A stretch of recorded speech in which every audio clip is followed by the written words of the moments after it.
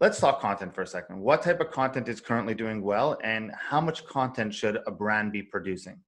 Okay, so why I feel as though I can speak on this topic specifically is for two reasons. One, we own a content creation company that just does edits. They don't pick up a camera, they don't shoot. And we own a company that shoots and actually executes content. It really depends on what you're trying to shoot. So for instance, we have a workout brand that when you analyze their ads, the products that they were selling was not educational enough and in use of product close up. So we knew at that time that brand needed explaining videos from someone that's an expert and in-use product, because you need to show what? Functionality and practicality, and then you talk about price point. So for instance, it's case by case on the content creation side, but on content that's working right now, agitation of problem, simplicity of use, unboxing, and user-generated content. Those four are, like, I would say, templatized what goes first.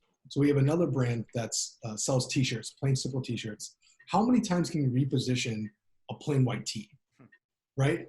Well, okay, you can talk about the buttery soft feel. You can talk about how it lays on the hips. You can talk about the hem. So now we're trying to find out like benefits and features that's specific to a consumer that they did their surveys that go like, oh, they're buying it because the way it lays on their hips, or they're buying it because when they raise their hand up, it doesn't show their belly, right? So the longness of it.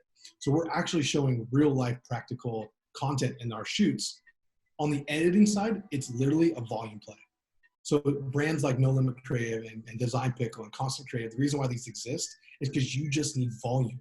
Because you and I both know it's never going to be the same thing that works. Like the same structure is going to work. I love a good split screen.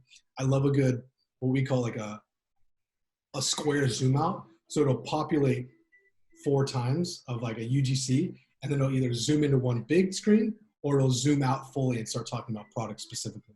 That's probably my go-to right now, top and bottom. But it's funny because as you're saying that, I remember so many conversations with clients being like, okay, tell us our top 5 performing ads so we could replicate them with different images. I'm like, that's like saying which video went viral and can we just reshoot it with the same script with different people and it will go viral again.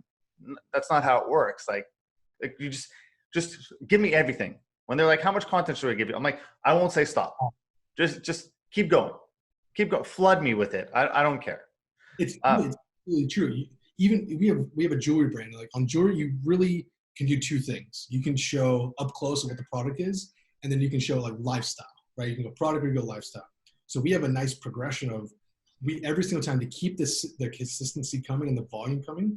We go, you need to take 3 types of shots every time. You need to do product on model, product alone, and then product in box. Those 3. We'll run those 3. From that, our best performing one, all we're going to do is turn it into a GIF, which is between 3 to 5 seconds, put some sound over it. So now we're serving differently in the feed, not just an image, it's a video. From that video, we'll progress into the piece back on model in motion. So we go model in motion. From there, we go into like someone talking about it. So that's the progression we have with that brand, but you have to kind of build that for every single one of them. Hey everyone, thank you so much for watching this video. If you want, check out our most recent video over here. And this one is the one YouTube thinks you'll like. But if you really enjoyed watching, please do me a favor, like and subscribe over here. Thank you so much.